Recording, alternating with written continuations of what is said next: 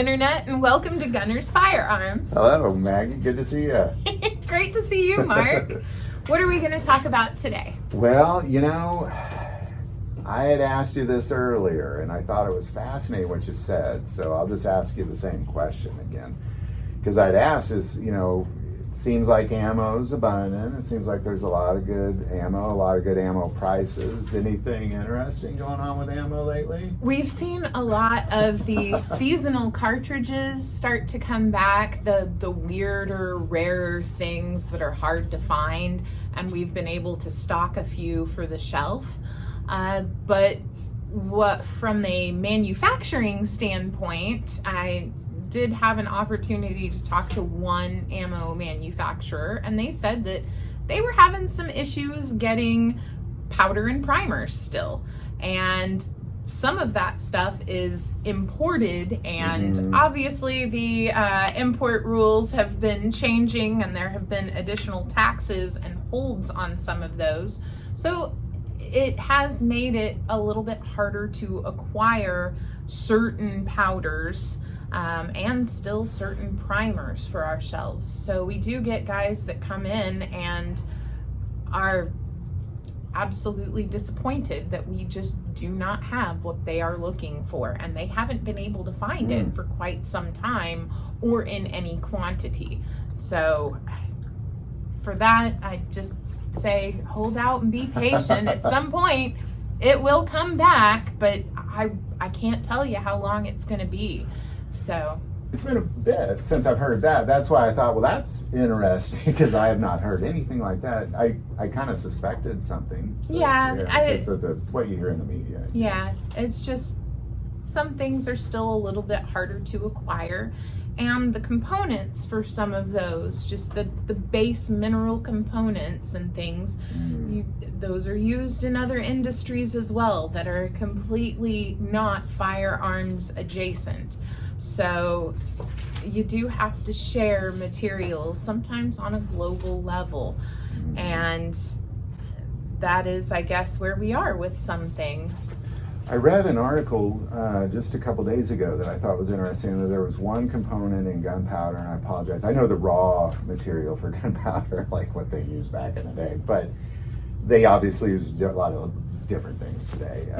And I wish I would have written down what that chemical was called. I think it was like nitroglycerate or something like that they were talking about, like, this is kind of a problem right now with all of that, whatever that, and I'm sure I didn't say that right, but that all that is being imported, and that there's talk of building laboratories just to produce that one chemical. So I just wonder if that may be something like that. That is exactly right? So it's just like there's just this one thing missing to be able to make this, Yeah.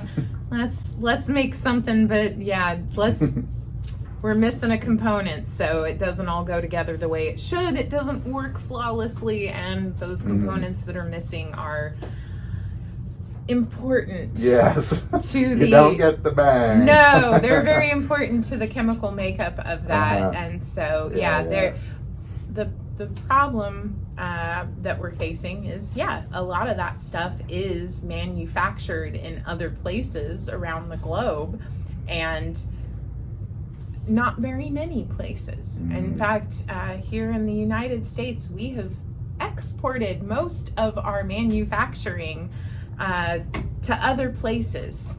They can get it done cheaper, they have more abundant supply, and all we need to do is just send them the materials, and they'll send us back the complete product.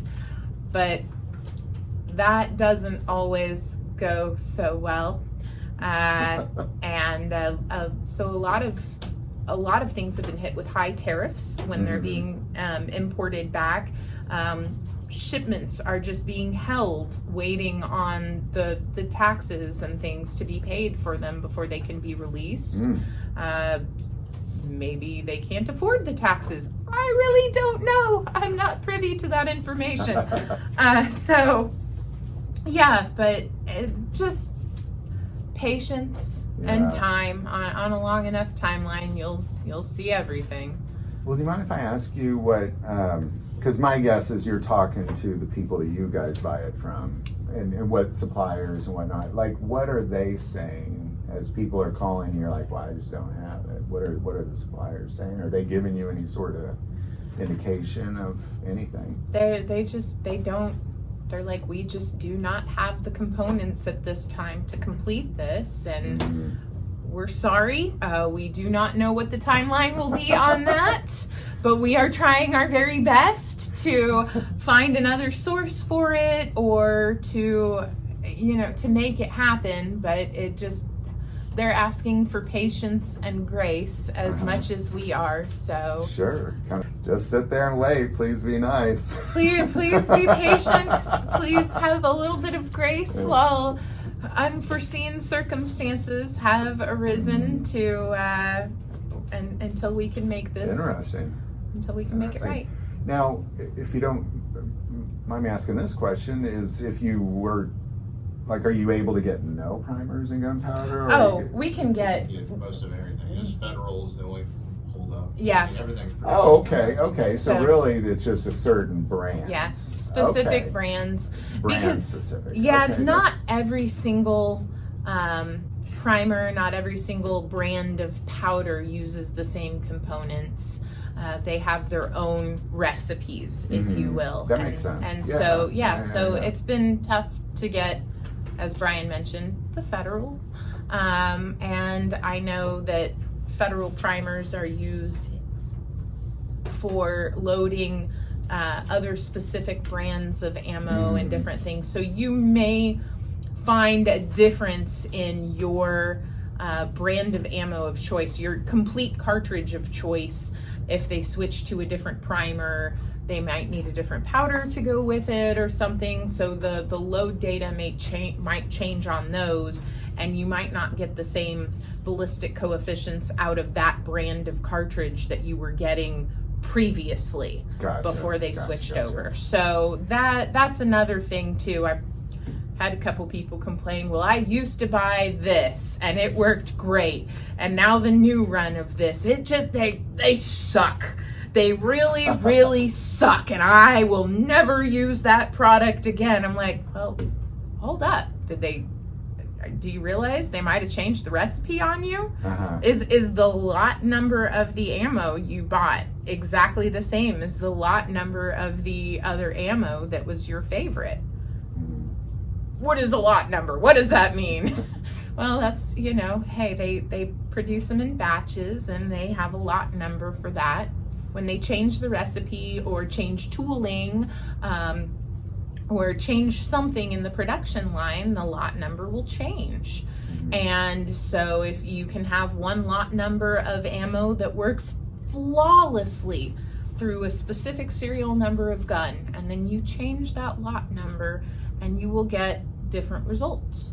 So just, try some other things that are out there. You don't just have one option. Well, I think shooters would be kind of used to it, because I would say in 2020, when there was, a big shortage of primers and gunpowder, like bullet manufacturers just used whatever they could get to make bullets. So it changed anyway. It did like change. you kind of already gone through this, you might not have known it, but yeah, that's interesting. I wish we would have led with it's Federal. Maybe I'll cut that in the beginning, but that's a good one. That's interesting. That's good to hear too, because I thought, gosh, I haven't heard much of that, but with one company, I can see that. Yeah. Because I've heard about the little pieces being missing, and like the chemical. Is it just just Federal gunpowder and primers, or is it? And is it both their primers and their gunpowders? That may be a dumb question. That is a question that I don't have the answer to. Brian, do you know more about that? Well, as far as primers, I mean, we don't specialize in reloading components. So for us, getting things is probably harder than people that do specialize in things. I think overall it's probably harder for us, but that doesn't mean it's hard for everybody. I gotcha. Some people, that's all they specialize in is powder, bullets, and primers, and they cater to that. I mean, I think it would be easier for them. Any allocated product, any you buy from a distributor or from a manufacturer, they're going to get the product first. For somebody that just That makes sense. pieces Yeah. primers in and out, just to have it here on the shelf for people that come in and just needing something instead of driving 20-30 minutes or an hour or more to get it. They'll just pick it up here. Gotcha. All right, that's good. That's good insight right there. So if I understand this right, it's Federal's having an issue where they can't necessarily supply the smaller guy. Yeah, So they're probably not producing as much. So the smaller guy like me is unable to obtain them because that's not my forte. Gotcha. All right. So, But the big this guy's is- getting it. Yes, so this Yeah, is the okay. people that are buying in Well, larger that makes quantities. More sense, yeah. It's 'Cause always Federal's a big company, man. I'm like, that's a hit. Yeah. That's a hit. But it's always been like that. The stores that buy in larger quantities and spend more money, Sure. they Yeah, get preference. of They course. they get pick of the Yes, litter. Yeah, and that's kind of what I meant is it's like the big guys are getting theirs, but the little guys aren't Yeah. necessarily. They're getting the trickle down. Mm-hmm. Yeah. Versus the rush down of plenty. Yeah. Yeah, I got you. Okay, that's good. Well, that's interesting. All right. Well, hey guys, thanks for the insight on that. Yeah, You're that's good welcome. stuff. And we'll just keep on talking. Sounds good. We'll see you Bye-bye. next time. Bye,